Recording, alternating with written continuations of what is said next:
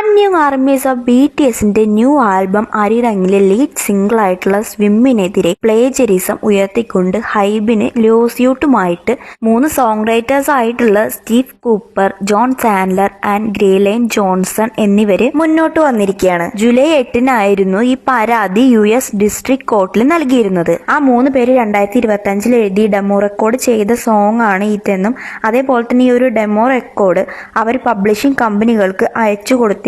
അതിലൊരു കമ്പനിയായിരുന്ന artist publishing group അഥവാ APG അവരിത് കേട്ടിട്ട് മറ്റുള്ളവർക്ക് അയച്ചു കൊടുത്തിരുന്നെന്നും ആ അയച്ചു കൊടുത്തവരിൽ ഒരാളാണ് BTSന്റെ സ്വിമ്മിന്റെ കോറൈറ്റർ ക്രെഡിറ്റ് കൊടുത്തിട്ടുള്ള ഡെറിക് മിലാനോ എന്നും അവർ പറയുന്നുണ്ട്. അപ്പൊ അവർ ഈ ഒരു സ്വിം ഒരുപാട് തവണ കേട്ട് നോക്കിയപ്പോഴാണ് അവരെ ഡെമോ റെക്കോർഡുമായിട്ട് ഇതിന് ഭയങ്കരമായിട്ട് സാമ്യതകൾ ഉള്ളതായിട്ട് തോന്നിയതും സ്വിം ഇറങ്ങിയ ഒരു 4 മാസത്തിന് ശേഷം അതിങ്ങനെ ഒരു ലോസ്യൂട്ടിലേക്ക് മുന്നോട്ട് വന്നതും പിന്നെ ഇവരെ ഡെമോ റെക്കോർഡുമായിട്ട് സ്വിമ്മിന് തോന്നിയ സാമ്യതകളും കാര്യങ്ങളും ബാക്കിയുള്ള സംഭവങ്ങളൊക്കെ ഡീറ്റെയിൽ ആയിട്ട് ഇവരെ ലോസ്യൂട്ടിൽ കൊടുത്തിട്ടുണ്ട്. ഇനി ഒരു ലോസ്യൂട്ടിൽ പ്രതിസ്ഥാനത്തായിട്ട് അവർ കൊടുത്തിട്ടുള്ളത് HYBE America, Big Hit Music, Ryan Tedder എന്നിവരെയാണ്. BTSന് ഇതിൽ ഇൻക്ലൂഡ് ചെയ്തിട്ടില്ല. പകരം RMന് സോങ് കോൺട്രിബ്യൂട്ടിംഗ് റൈറ്റേഴ്സിന്റെ കൂട്ടത്തിൽ മെൻഷൻ ആക്കിയിട്ടുണ്ട്. ഇനി ഒരു ലോസ്യൂട്ടിനെതിരെ ഹൈബിന്റെ മറുപടി എന്താന്ന് വെച്ചാൽ ഹൈബ് ഈ ഒരു ലോസ്യൂട്ടിൽ ക്ലെയിം ചെയ്തിട്ടുള്ള ഫുള്ള് കാര്യങ്ങളും പൂർണ്ണമായിട്ട് തള്ളിക്കളഞ്ഞുകൊണ്ട് രംഗത്ത് വന്നിരിക്കുകയാണ്. ഹൈബ് പറയുന്നത് ഈ ക്ലെയിം ഒക്കെ ബേസ്ലെസ് ആണ്.